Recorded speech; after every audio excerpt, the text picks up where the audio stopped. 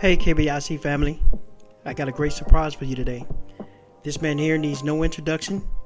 To know him is to love him.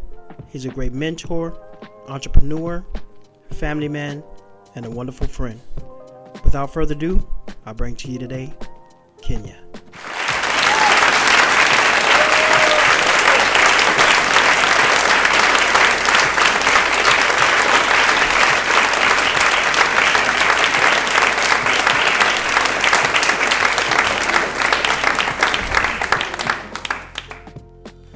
Alrighty, so I'm happy today to be able to have our guest, if we can call him a guest, Kenya, and many people may know him as Ken Smith.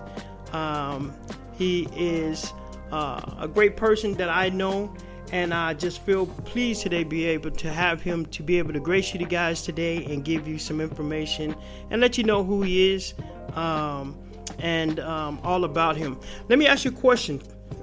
Ken, where did you grow up at, or where was you born? Actually, let's go through there. Where were you born? Yeah, go all the way back to there. Let's see. I'm from Bronx, New York. I was born in Bronx. My dad's from San Antonio. My mom's from Bronx, and they met. My dad was in the Navy, and all the kids later, I'm here, and so we kind of migrated down to San Antonio. I got to San Antonio in the second grade. Okay. Kind of started out. We moved in. Started in the East Terrace. Come to believe. So let me get this right. You guys grew up in the East Terrace on the east side of town. Is that correct? No, we started out there. So I don't want to say grow up there. We started out there. Okay. And I think that's when we're just coming from New York. It was a big shock from us of being in such a concrete jungle as kids, and then to Texas, where everything's pretty much open. So we had a thick New York accent, and whatnot, and so started out in the East Terrace, and we actually start moving our way over near West Campus area. And that's what a couple of my older siblings, they actually end up graduating high school and everything from there, West Campus. And then myself, I was in middle school. Okay. And then I just couldn't deal with it. It was just well, let me ask you. I just couldn't deal with it was different over there. It was a lot more Hispanic, so it was a lot of racism I had to deal with. Okay. So my mom ended up moving us out, and that's when we moved out towards SeaWorld. And I ended up going to John Jay. Go Mustangs! Right out from Marlboro. I went to Pease. Let me take that back. I went to Pease. I went to Pease Middle School. Okay. Right? Yeah. So I finished up my 7th and 8th grade there, and then transferred into John Jay High School. So. And while you were at John Jay, did you play any sports or anything like that out there? Yeah, basketball. Yeah, we was all basketball players out there, and then I finished my senior year after basketball season up with running track, but primarily basketball player. That's all we was known for. I knew I wanted to go to Jay to play basketball. Okay. I just felt like out of the whole city that Jay had the best ballers, in the state of Texas, and that's where I wanted to go to school at. I didn't want to go to Taft, even though I lived in the Taft School District. I didn't want to go to Taft, but I wanted to go to Jay. Well, you guys had a pretty good squad doing that year. Those years that you guys were at Jay. Jay was very exciting. It was a lot of fun things to do out at Jay. So, Mustangs was good. And I'm a little bit older than you, so I mean, what I witnessed with Jay and watching all the players above me, who I had so much respect for, like Gerald Dickey, Brian Green. I mean, Byron Campbell. I mean, I used to watch them, play basketball, and I just knew I wanted to, play. I wanted to be with them. I'm like, these guys are ballers, And so, and then, I ended up meeting my crew, from Mark Hurd, Ray, Shakan, me, Teddy, it's always been Rod. I mean, we was always hooping everywhere, and that's who I was with. We was all like brothers, you know what I mean? You, Jay, Absolutely. Facts. I mean, that's how I grew up, man. and that was probably one of the best moves I've ever had, is growing up in that area and going to Jay, because I've met some amazing people from there that I feel blessed to still talk to them and consider them friends to this day. Today's show was brought to you today by TheySource. This is a company that specializes in sea moss gels, sea moss capsules, sea moss powders, and many more holistic herbs and spices. These products can revitalize your immune system, support digestion, and nourish your skin all in one go. Visit theysource.com, that's TheySource.com, or call them at 210-465-9005 to support your healthy lifestyle today. Now, back to our show. Actually, brothers, you know what I mean? Absolutely. Because I've known y'all so long, it's like, hey, you know, we brothers, and we looked out for each other when we growing up, you know, so that's right. Had a great time together. It was a great time. The 90s was a wonderful time to live in and have a lot of great experiences. You know, a lot of these young folks, they don't know about lock-ins or going to dances and things like that. So it was a great time to be born, or not born, but a great time to be a teenager in the 90s. And let's transition to once you finished high school and you end up going to college. What did you major in? Architecture. Okay. Yeah, great. actually, I started actually at J, my architecture classes. Okay. You know? I started at J. I'm gonna say as a sophomore. And I started taking all my architecture classes and working on my designs. You know, I've always wanted to be an architect. I actually wanted to be a NBA basketball player, but you know, that didn't work out. But I knew I had to have an option B, and my option B was being an architect. You know, I've always wanted to be an architect since the second grade, and so where we come from, you know, there's a lot of people that tell we can't. You know, I mean, it's always like, you know, you can't be an architect, you can't do this. You know, do you even know what an architect is? You know, I had a lot of people try to stir me away from that. Why, I don't know. Versus pushing me towards it, you know. But I didn't listen, and I stayed true to it. I mean, it was tough playing sports, you know, and doing models and designs and whatnot. But you know, hey, you know, I overcame it. You know. Well, that's good. It kind of worked out. It kind of worked out good for me. You know, I wasn't able to do MBA or anything like that, but you know, I've done pretty good for myself being an architect. So yeah, absolutely. And see, my question is, what put you into that field? Because that's what gave you the idea to want to be an architect growing up. You know, in the second grade. What kind of pushed you in that direction, or was a great influence for you to say, hey, this is something that I like to do? And honestly, you know, I want to say, you know, going back to it, and it's going to sound so like off the wall with this one, but I don't know if I got it from them, but I just knew of it. I know, you know, back then where we were, it wasn't that many TV shows, especially for black people. And so, you know, a lot of us grew up, you know, we was watching like the Brady Bunch and things like that. And, you know, the dad was an architect. Okay. You know, yeah, he was an architect in that. And I've always seen like where he lived, and I'm thinking like, you know, back then when I'm, you know, so young, you know, we're talking about second grade, and I'm thinking like, man, architects make a lot of money. You know, it's like, I want to be an architect, you know, and I just kept, you know, and I always had a creative side. You know, I was always drawing and painting and whatnot, but I also had a constructional engineer mindset too, on taking things apart and fixing them too. And so just kind of putting it all together and design buildings and structures and homes and roads. It was just so natural to me, and it became a passion for me. To where, you know, it doesn't even feel like work. It seemed like a big cheat code, because I'm able to put all my creative ideas and concepts together on paper to be constructed out there in the world. So it's truly a blessing to be able to do something like that in life. And see, that's why I wanted to have you on, because see, even all the years that I've known you, this was something that I didn't know about you during the whole time. I never knew anything like that you had a love for architecture. That's something that I didn't know, and I'm pretty sure it's other people that didn't know that as well. Not only that, is just how you what was your influence in becoming an architecture, and you're sticking through that your whole time all the way through is a great it's great information for young people who are out there who may be thinking about doing something that they like and they enjoy, but it's not the norm. So that's something that they may push back from. And we want to let them know that it's okay for you to stay in those fields and experience those fields that you like, because as you stated, architecture, and then you got engineers. Those are fields that, you know, people coming from a background that we come from normally don't look to. But those are fields that allow you to make a great revenue and be able to support your family and take care of your family. They're great fields to be in.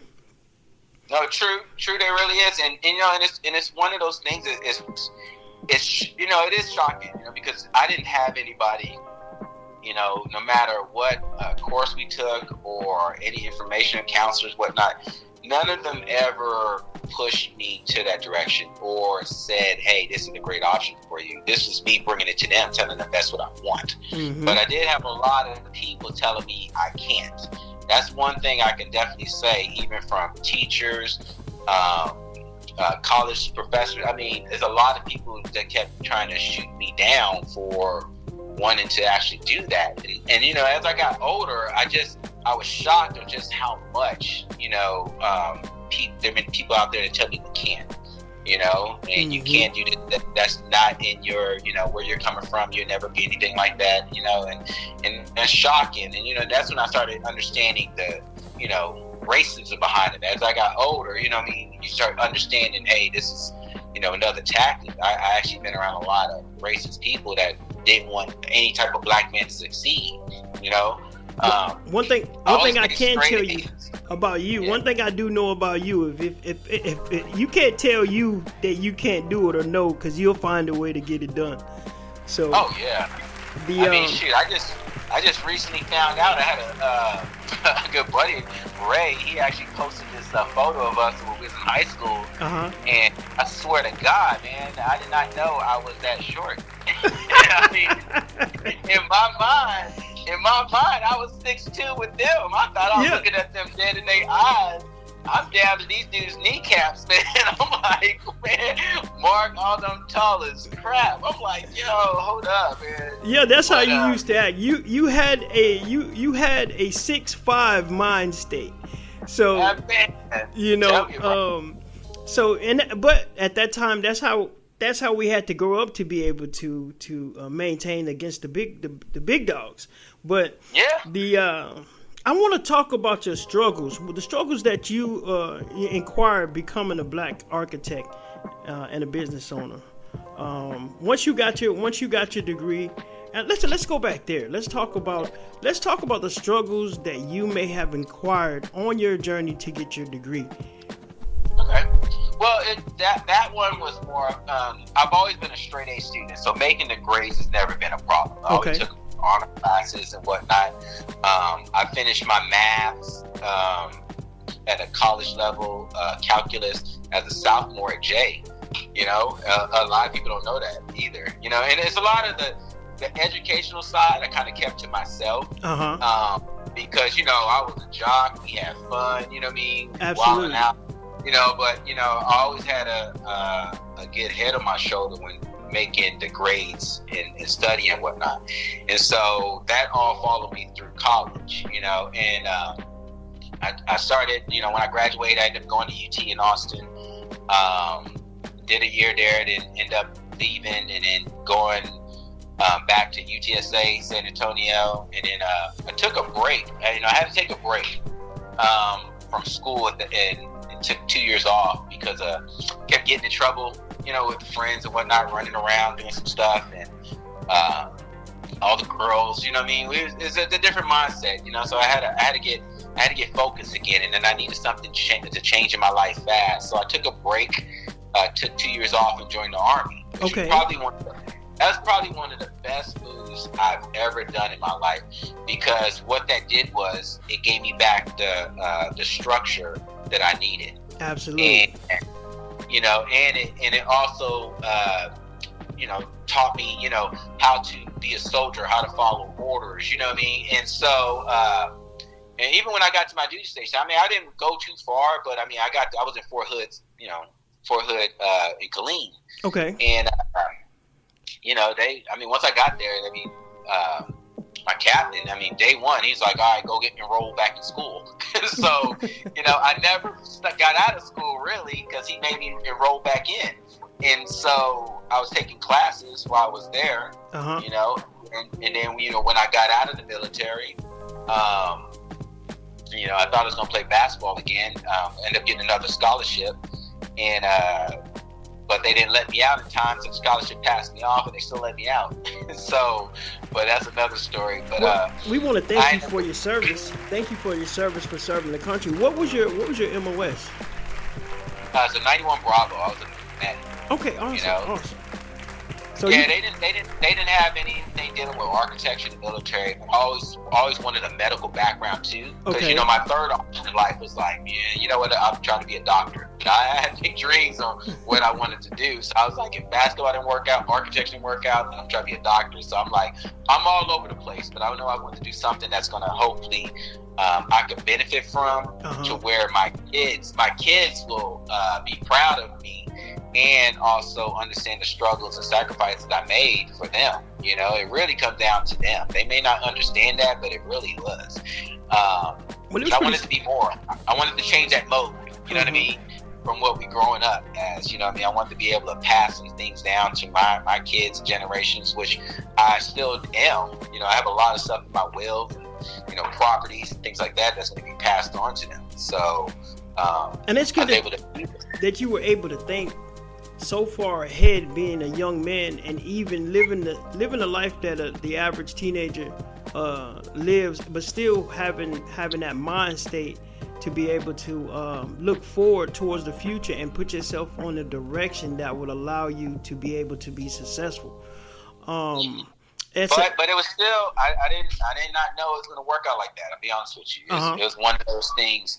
I'm just like, well, I got to put all my passion behind this in the direction, So to kind of finish up with the whole school thing, I didn't want to jump too much off on that, because I do think people need to be educated.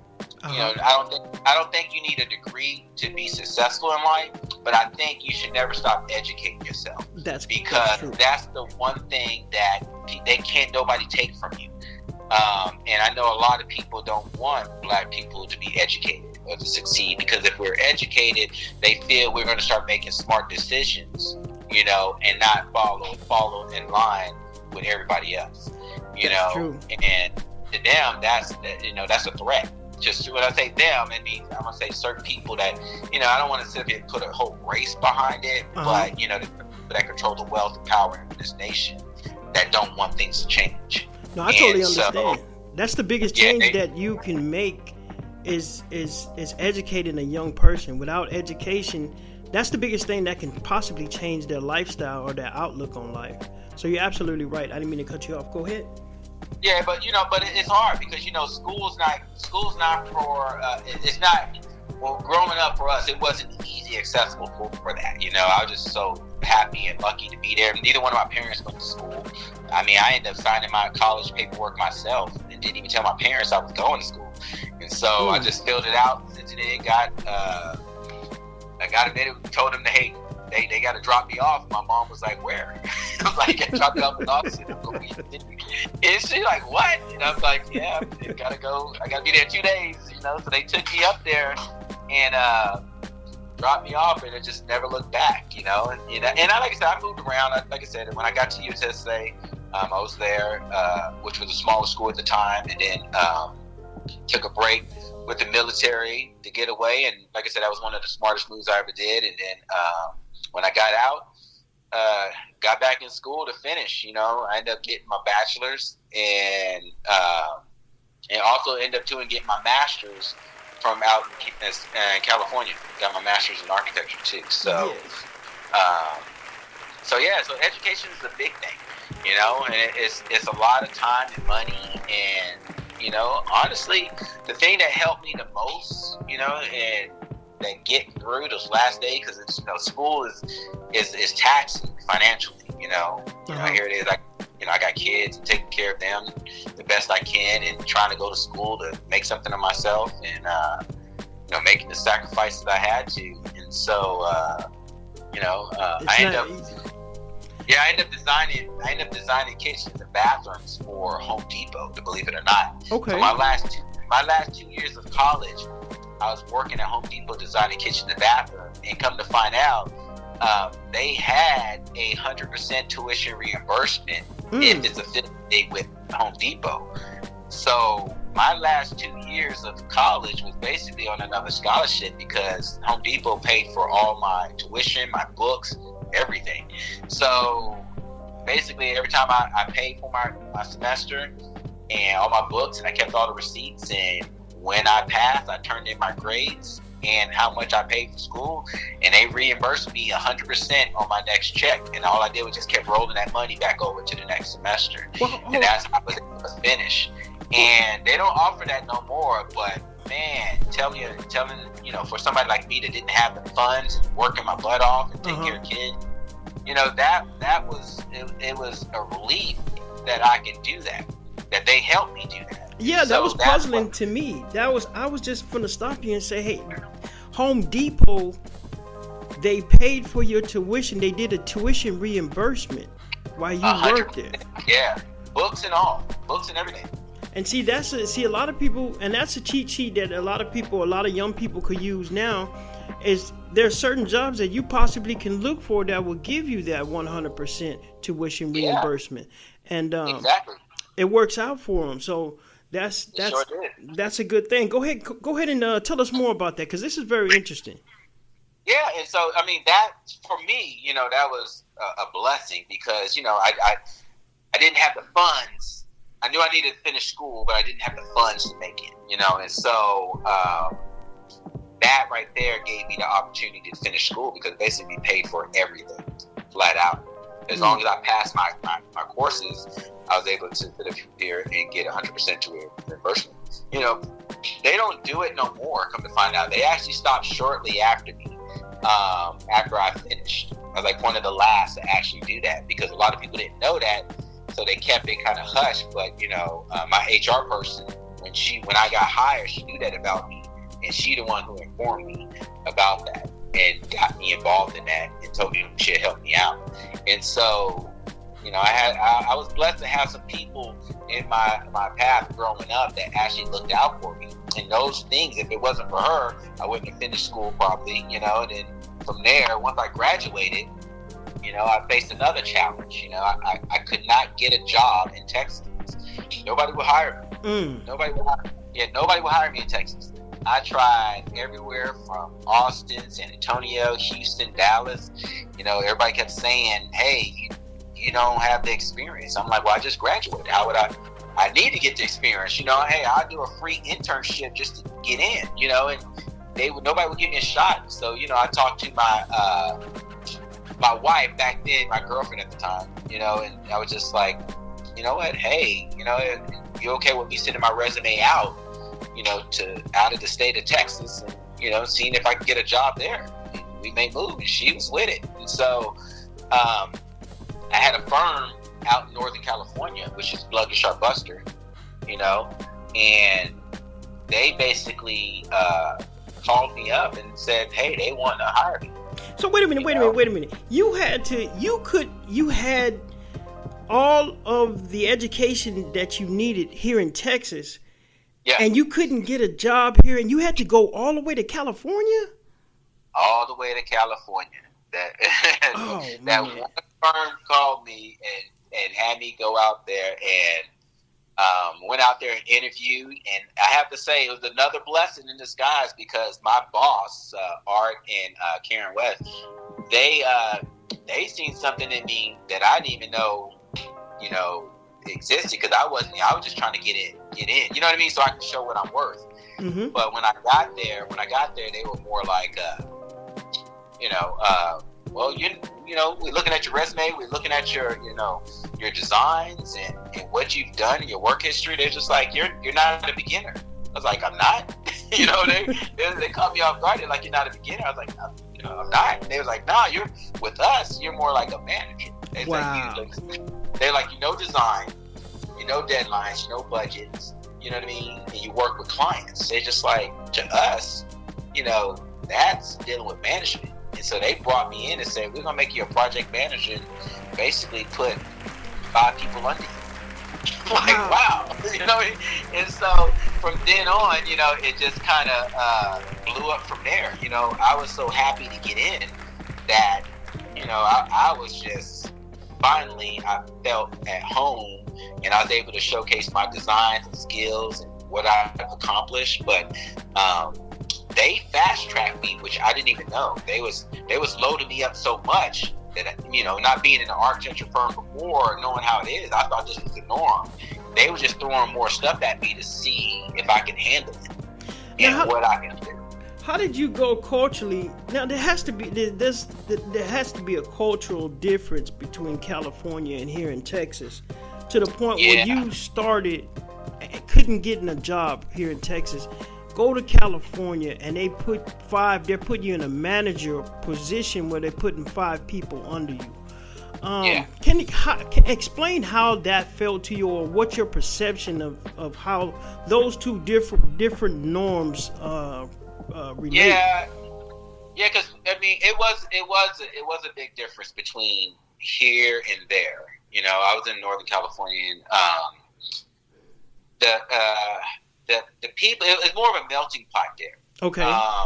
It was a lot more Black people, a lot more Asian influence, a lot of Filipinos, and so along with white, and everybody's listening to the same music, vibes, and having fun, casinos and everything. And it was totally different vibe. I met some great friends out there today are my brothers. Like we meet up, we go places. I call them up anytime. They out the gate day one became some of my closest friends. And they stood in my wedding, and I love them for that. We still stay in touch. They're about that life too. They was on that grind. They was making their money and working. They were doing some amazing things out there, and so we just all hit it off. And just kind of, it was a different vibe. It's definitely a different vibe. I've never once had to deal with any type of jealousy or backstabbing or anybody like that. It was a different vibe. Everybody was confident about themselves, and just riding with it. It was never I've never seen any issue that none of us. And so like I said, that was a great experience. But I was out there for 5 years, and then my mom ended up having a stroke. Oh. My mom ended up having a stroke, and they called me and they saying, my mom, these are she may go. This her last years, and so wow, yeah, that's tough. I had to leave. So my wife and I, we talked, and was just like, hey, look, I at least, I only had Jade with me at the time. My other girls were with their moms, and so it's like, hey, if my mom's gonna go, I at least want to be there around her. Yeah. So let's move back to Texas, and I got to be around my mom because it's killing me being all the way out here. So we ended up moving back, but we moved to Austin. We loved Austin, we really did love Austin. Uh-huh. So we moved back to Austin, and San Antonio is just an hour and a half away. So we're close enough, but with the with God in our corner, my mom ended up living a whole another 7 years from that time. Yeah, that's so good. We was able to, it's a blessing. Yeah, we was able to spend some time with her. She started seeing my growth and seeing what I was accomplishing in school and work, and I was doing this a lot for her also, because I wanted my mom to be, I wanted to be in a situation where my mom didn't have to do anything. I'm like, hey, don't worry about it. I got it here. Take your trips, go travel, go do the dog races, horse races, whatever you like to do. Mm-hmm. I said, you ain't got to work for anything ever again. Because, my mom was a really, really hard worker. hard work. Yeah, you had great parents, and I was lucky enough to, during our time growing up, have days to be able to spend the night and not have an issue. We used to have so much fun, and your parents were very great people, man, and I was just fortunate to be able to meet them. My parents accepted my friends like brothers, and so it was great because she didn't cook for one of us; she cooked for all of us. That's right. And so it's like my mom was a good cook. We didn't go out to eat. My mom was in the kitchen. She's like, "No, here's your meals," and I'm like, "Man, this is amazing." So I didn't know anything about eating out until I got older, and my mom always cooked. And so, but like I said, we was all at each other's houses, no matter what, we was all together at one of each other's houses all the time. So I love everybody's parents, all my friends' parents too, because I felt like if we all got in trouble, we all could get whooped by each other's parents. Yeah, we put hands on all of us. From mom and papa grade to Mr. and Mrs. Britton. Man, we had good friends with great parents, and that was amazing. You guys were very your whole family was very popular growing up. So, and I didn't want to switch transitions, but I do want to pinpoint. You talked about your HR, the lady that worked in HR that helped you out, gave you the information. And then you also talked about the two people that hired you in California. Now, my impression, just my impression of this situation, were both of these two different types of people, were they white folks that helped you out and moved you to the next level? Yep. Yes, it was. And that's amazing, man. And see, there are great people of all color.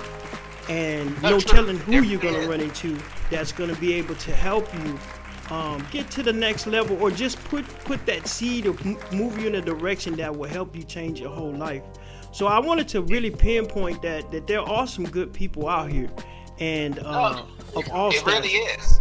Yeah, it really is. Like I said, without them, I don't think my life would be where it is today. And so they helped me out tremendously, giving me the opportunities to sit up here and showcase what I was. So I went out there, like I said, back to work in California.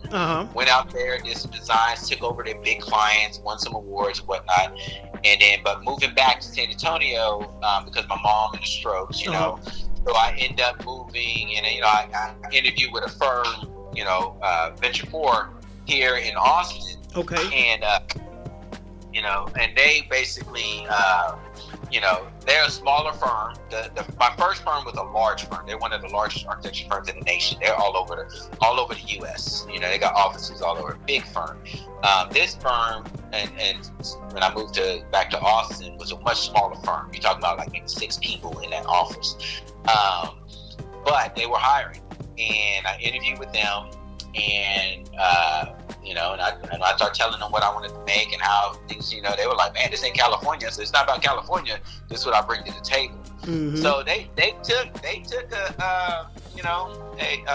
a big swing with me also, and they're just like, you know what, we like you enough, we're going to hire you. And so that right there got me back to Austin, and I did what I normally did when I got started with them. Just start taking over, blowing up, doing designs, winning awards, and taking over big clients, bringing a lot of money to the firm. And so we kind of grew. And the great thing about that firm, it's much smaller, so we was a lot more personal with our projects than with the bigger firm. The bigger firm was ran like, hey, this is your part, you do this, you pass on to that person, they do this. The smaller firms, you're basically doing everything. You're running everything from start to finish. And then you had room to grow with that company, right? The smaller firm, you had room for everybody to know who you was. Not necessarily grow, but more become a partner. Because I ended up making partner with that firm. Okay. Later on down, the years down the line, I ended up making partner with that firm. Okay. But my partners, they're a lot older than I am.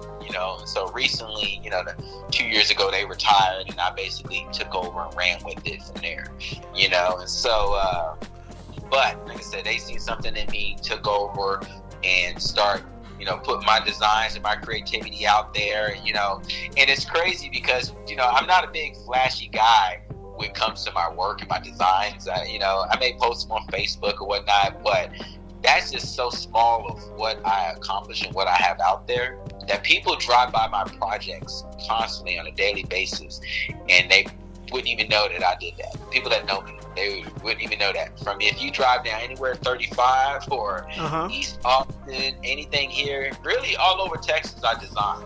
San Antonio, I got designs down in San Antonio still.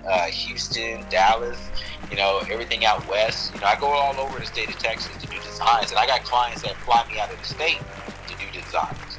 And I've seen some of those designs, and I've seen them on Facebook, and I want to tell you, you have some of the best looking designs. And like I said, I would not say that you couldn't do anything, but most people probably wouldn't think that that's coming from a man of color, an African American, a man of color, and somebody that's your age. Yeah. So you are very talented in what you do, but as long as you've been in that field, and thinking about doing architecture and been working and doing that, all you needed was basically, from the story that I'm getting from you, all you needed was a shot. And you've got that shot, and you knocked them down, and you've been going ever since. I felt like I didn't have no other option, so I was just kind of like, when I got that opportunity, I was all in, not knowing what's going to happen, because, I kept evolving. I felt like, becoming owner of the firm and doing this, and I felt like I needed to evolve even more. And I never, ever feel I should settle. So I've always figured out ways of what else to evolve in, And then we started a development company about, 4 or 5 years ago, where we're buying properties. I do a design, and we develop. I develop and get the home constructed, and she sells them off. Wow. And, that's another revenue source that I have coming in. Now, you said she sells them off. Who sells them off? My wife. She's a realtor. Oh, so you guys are tag teaming. You guys are in it together. Yeah, she's bright as a whip. Her background is multifamily, then she got into multifamily development and whatnot. And we've always been like, man, you're doing that, I'm doing this, we need to figure out how to make ourselves more money, and so we decided to like, hey, you know what? This is for us and the kids and changing, kind of creating that generational wealth somehow, Absolutely. And looking for the future, and so we started opening up, doing more companies, and they just been hitting it off out the gate. So I want to touch bases on this right quick, because this is very important. I want you to explain to the people how much of a difference it is when you having a spouse that can work with you, and you guys are putting that work together to accomplish one goal. How important do you think that is for couples out here nowadays to be able to have that? Well, you know what? It's kind of a double-edged sword. I'm gonna tell you that right now. When working with your spouse, because one, I say that I go with the negative first, because there's a lot more good than negative. I think if your wife's like my wife, I think you better just stay with the positive, because I've been and got in trouble, man. I know. Hold on, this is getting recorded. No, but she knows. And my thing is, it's one of those things. In my world as an architect, I run everything. You know what I mean? Uh-huh. But from her being with me even before I got into this world, she'd been with me from day one before I even made it to this. Wow. And so she's seen the struggles I had to go through, and so she still sees me as that same, Kenya that she met. Okay. To her, regardless of all the awards, the glam, and how I'm accepted in my world, to her, I'm still just Kenya. I understand. So that's my point when I was like, when it's not that negative, but she's not going to have her opinion and a lot of stuff. Like, I think it should be this way, and I just got to sit back and bite my tongue and pick my battles, because it's like, no, it's not going to work. You know what I mean? And so, I just have to, pick my battles here and there. But we still get the job done. But the great side of it, when you're working with your actual partner, your spouse, your wife, is that you're never gonna find anybody that works even harder for your success, because this is our success. So if you can't nobody, our end results is not put in anybody else's hands. It's in our hands, and we control that. And that's one of the things we built together. We control what we want to do, how many projects we want to take on, how many, how much we're going to charge for this, how much we control all that, and so that's another great thing, because working like that as a team, there's no cap on what we do or direction where we go. Right. We can make it as big as we want it to. There's nobody we have to answer to. We are the bosses. We the owner. We run it all. So that's a great place to be in. And that's outside of my firm, which I already own. So owning that, and I own a couple of other businesses too.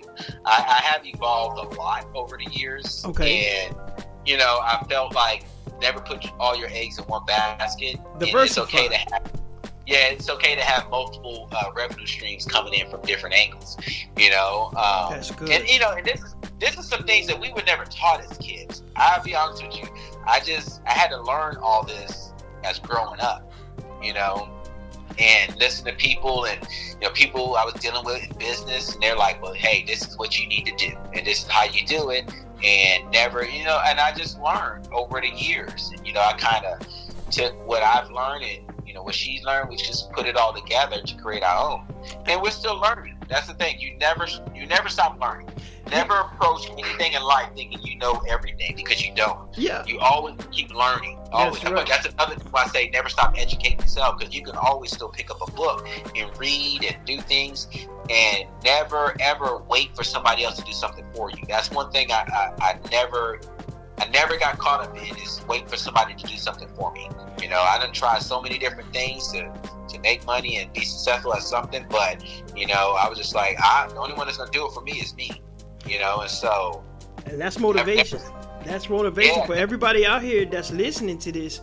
You guys, you can hear it. You're hearing it firsthand that you never stop learning. You can continue to learn no matter how old you are. And I always have a saying: once you stop learning, it's time for you to check out. So exactly. So exactly. On your journey, every day is a journey to learn more. Like he said, he built the things that he built, and he diversified it. Him and his wife have a tag team where they're attempting to do things together that's gonna get them to be able to put together generational wealth that's gonna take him and his children farther than where he started. So there's nothing like it. And this is why I'm glad to be able to have you here, is to be able to tell these stories, because to show how they can overcome adversity, and then at the same time the things that they could do, they put their mind to, and things that they can accomplish if they don't quit. So what struggles did you have especially being a black architect and then being a black business owner? Let's talk about the struggles that you may have occurred doing on that journey. And it has been a lot of those. It's been to the point, especially since being back in Texas and really developing my brand here. As a lot of people I know, my name is Kenya. My mom named me Kenya. Kenya Smith. My dad's last name Smith. That's right. My mom named me Kenya. And so, a black name, as black as he gets. You black exactly. as I'm telling you, man. People be like, they expected to see some big 6'8" African walking the door when they see Kenya. They still shocked to see me. Like, are you from Kenya? Like, Jesus, like, come on, man. And I feel like it's just a name. I don't even know what a Kenyan sound like. It's just like maybe stop watching TV. But it was great because I would not get any calls. I didn't get any calls for projects or anything. And I'm like, man, you know what? This is tough. And I'm just like, you know what? Let me switch it up. Let me see if this works. So I changed my business cards and profiles, and then I put Ken Smith. I took off the YA, That right there, and I promise you, man, next day, phone blew up. No way. Yes, next day, phone blew up. Wow. And I'm like, wow. So that right there got me in the door. We're in Texas now. It's a lot of country people out here. So the thing is, that got me in the door, and they were shocked to see me. They're like, "You're Ken?" They're like, they said I was expecting an old fat white guy. You know what I mean? And so they're like, "You're Ken?" And I'm like, "Yeah." And they're just like, "Oh, some people was with it, most people was with it, some wasn't." You know what I mean? They were like, "Yeah, well, we're gonna try another direction." You know what I mean? But it is what it is. I knew what was coming with it. But they got me in. To show them my designs, to see what I was doing, and then I started designing for them, and that kind of took over and started snowballing. You know what I mean? And so then my name and my design became bigger than my skin color. Now people was like, "Well, shit, I need a Ken Smith design." And now I walk in some of these houses.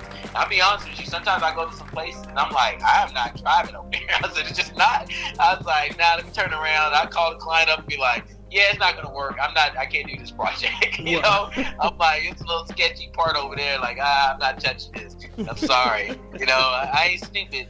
This still, certain parts of Texas, we know you just don't go into. We know racism exists. And I'm not going to be just walking up into any small town or any place whatsoever where I don't feel I'm comfortable. It's just not going to happen. The money ain't worth it for me on that one. I have to walk away. But so you went to some places that's like some sundown cities or sundown towns in Texas? Man, yes. And I swear to God, I'm like, man, nah, this ain't for me. I couldn't wait to get back on the road. Or I tell you, sometimes it's been a couple times I actually turned around and said, nah, sorry, I got to go back. It's too far. It's out of my wheelhouse. I'm not doing it. But yeah, the name change was, and I got crap about it from people. You know what I mean? People make fun of me about it, but it is what it is. I don't care. The thing is, it's like I did it because it was a business move. And I think it was a smart business move because they're not walking in my shoes to understand what I had to go through. True. And so when I did that, it got me in the door again to show what I'm worth and what I can do. And so I branded that. My name got bigger than the color of my skin. And so, with the designs and whatnot, the people's savings and my knowledge of the build. And people love me about it. And then so I don't do any marketing. My name is actually basically my success is based off a referral basis. I do a good designs. People come by my client's home and like, who is your architect? And they pass my number off and name to maybe anywhere from 3 to 6 other people, and then I'm getting calls. I haven't yet to do any type of marketing, and just that referral base is what really made me so successful. Just doing my designs for these people, them falling in love with me about how I approach my craft, and it kind of just snowballed from there. People start reaching out to me like, you have to do the designs. I mean, I basically pick and choose which designs I want to do because I don't work with everybody. I don't work with anybody. I turn down jobs all the time if I don't feel it's right. And and it's a great position to be in, but I felt I worked myself up to that point where I can do that. I get really good for what I create, and I don't want to I don't feel I have to chase every single project, even the bad ones, because I design for some celebrities too. Sometimes some celebrities, man, they think that because they're celebrities, like you're supposed to go crazy over them, or they can say or do whatever. And if you see how I act, I'm like, I don't give a shoot crap of who you are. You gonna find out who I am. Like I done wrote checks and gave them their money back and be like, nah, I don't want to do your project. Here you go. And they're like, you can't do that. I'm like, says who? What I mean? It's really got to that level. And so I'm never gonna let anybody disrespect me. I'm never gonna feel uncomfortable with anything. you know. So I know this is architecture, and I know that some people cater, or they become yes men, or just just let people talk to them anyway just to make $1. And I'm not about that life. You know, I'm like, no, you can get this back. So I put them back in check in reality. Yeah, based on your work and the things that you see, the projects that I've seen, they're very beautiful, they're luxurious. These are beautiful projects. This is not your everyday on the market projects that you guys are putting together. This is something that people, would spend a lifetime in. Give just so they know and they can see some of these projects and works and designs that you do. How can they reach you, or what is a way for them to reach you, or what is a way for them to see those things? Well, I mean, you can go to my website. I do have a few designs. My problem is I'm so busy. I'm horrible about getting pictures. I've been designing, since 98. So it's like I have so much stuff out there, but I don't have photos, documentations of everything. And so I do have several of my current projects, just 12. I need to add like another 12 designs, but they can go to my website and see. I posted a lot of things on my Facebook with friends and stuff like that, and stuff is getting aired in magazines and on whatnot. And I know there's a lot of people that contact us and like to do they're in the market for high-end luxury, and they have their own channels and TV channel. They like to come do episodes and videotape our homes and whatnot and put them out there. So, but right now, I mean, basically, you go to my website, and my website is Ken Smith Arch, so KenSmithArch.com, to look at my website, and you can see some of the designs I've done. But that's just a very small percentage of what I really do have out there. Now I want to let the people know, because I've seen these projects and designs. Don't call and don't reach out and look for these designs and him to come design a project for you if your bag ain't right. Because these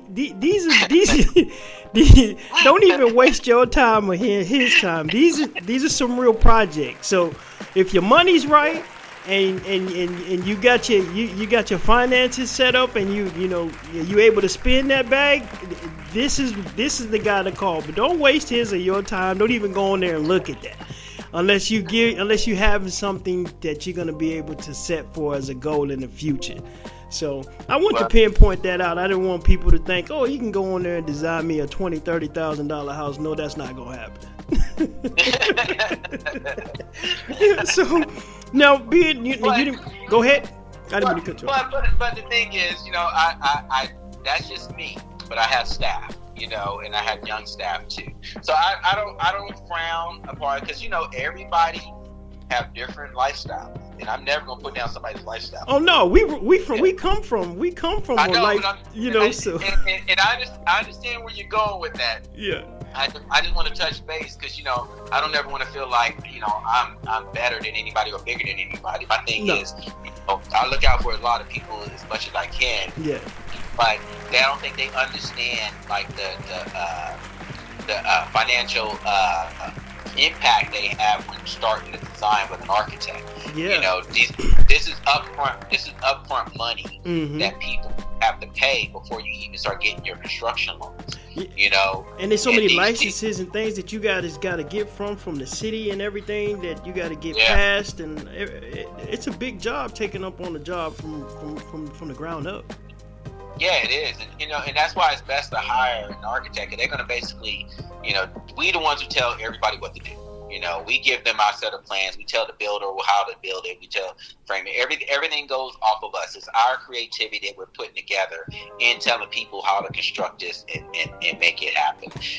So that's what we do. But like I said, we do all type of projects. And the thing is, and I understand what your point is, because I have got calls where they're like, hey, I need help doing this design, and I'm like, okay, and it depends on who they are, and I give them a price, and I give them a fair price. I don't try to gouge anybody, I'm not the cheapest and I'm not the highest, but I do get paid for what I'm worth. And so you know, and if they can't fit that into their budget, then yeah, I may not be the right architect for you, you know. And so it's not putting anything down. It's just, you know, I got staff, I got bills, I got a company to run. I can't be doing pro bono work, because that's not going to pay the bill. That's not going to pay the salaries. You know, everything's on my shoulders. Like all their salaries, insurance, office space, computers, and everything is, you know, I pay for everything. So, you know, I have a formula on what each project needs to profit for it to be a success. You know, and if it doesn't do that, then I'm just losing money, and that's not why I'm in to do this. You know what I mean? Yeah. So. No, I got where you were going, but I just wanted to clear it up a little bit, because I don't want anybody thinking like, you know, they can't, like, if they do want to build a house, you know, and they want to inquire and have some questions, you know, just understand there are upfront costs when dealing with an architect, you know. And my thing is, you know, if you call me, I'll let you know, and hey, this is how it is, this is the process, and this is how it normally costs, you know, so you can work on it if you can actually see if you can do it or not, you know what I mean? Because you know, I know me and my friends, we didn't come from money, you know what I mean? Yeah. None of us came from money. None like of us. that, you know? And so the thing is, you know, we ain't got no inheritance and things like this, and property we can sell off, you know. We didn't come from that, you know. We all working for a living and stuff like that. But I never ever try to not help or try to guide anybody, friends or family, in the right direction, you know, even if I'm not the right architect for them. So, you know what I mean? But yeah, just don't contact me with some crazy wild stuff, you know what I mean? Like, you know, people be like, you know, they want to say, hey, you know, let's hey man, you should do, I'm just throwing it out there, I'm making up some stuff right now, but they'd be like, I don't want to be specific on who this person is, whatnot. But I mean, one thing is like calling me up and saying something random, like, "Hey, let's go design all these, you know, all these abilities, all these tiny homes and whatnot. You know, you can be the architect, and then I help sell them, and we can split the profit." I'm like, have you seen my designs, man? Do I look like a tiny home project guy? But I'm like, yeah, it doesn't work like that, you know. So, you know, and like I said, it's just, this is a whole different world. Like, architecture is really a different world, and you know, I really would influence. This field is dominated by white men, and don't get me wrong, it has people of color, you know, but it's not many of us. You know, I think in Austin, I only met one other black architect. In Austin, is all my years of being here, I only met one black architect. Wow. And then when I go to all my conventions and whatnot, I meet people from all over the world that come to these conventions, you know, and get to know them and trying to see where we're at. And I think it's a great field to be in. But I think that, you know, we definitely would like to have more people of color in architecture. You know, because we all have a vision and creativity, and it'd be nice to them to bring that, you know, to fruition and have it all constructed out there for people to see. Because, you know, my designs and builds, they're going to outlive me. All my commercial builds and developments, you know, these things are going to outlive me. That's my legacy. These things are going to be around with my great grandkids, and, you know, when I'm not even here anymore, you know, and I hope, you know, I make them all proud where they can walk around and say, you know, hey, my great grandfather, you know, designed that structure and built it or whatnot, you know. And so I always wanted to sit here and have my name, you know, to where it meant something for my kids and family and generation to come. Absolutely. You know, and so and not only, and it's not just basically just create a whole bunch of wealth and just give it to them. No, they got to work for it too, because, you know, you can give some kids a lot of money, and you know what, they just go out and spend it and just run it ragged. You know what I mean? That's not what it is. They won't know how to use it, and that's another good reason why trust is important. It's designed and set out to run the way you want it to run.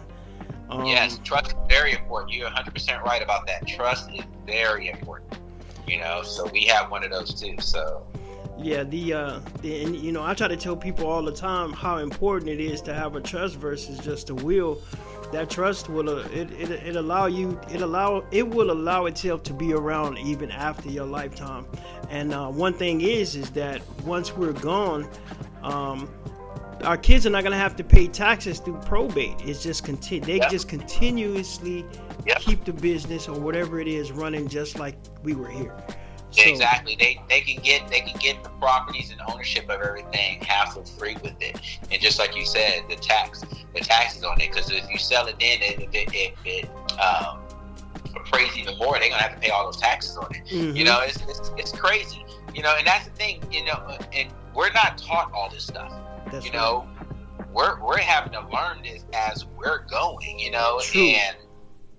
and that's why when it comes to Black America, you know, we always had, in my personal opinion, we always had, you know, a couple of legs behind, because we didn't have all the resources and the wealth and, you know, the proper education like a lot of other people had, you know, to where we can sit up here and, you know, understand these things at an early age. You know, it took me to becoming a full-fledged adult before I started learning these things, you know, and I mean, I didn't get to travel. You know, I do a lot of traveling now, but a lot of the places traveling outside the country. You know. Today's show was brought to you today by Daysource. This is a company that specializes in sea moss gels, sea moss capsules, sea moss powders, and many more holistic herbs and spices. These products can revitalize your immune system, support digestion, and nourish your skin all in one go. Visit theysource.com, that's THEYSOURCE.com, or call them at 210-465-9005 to support your healthy lifestyle today. Now, back to our show.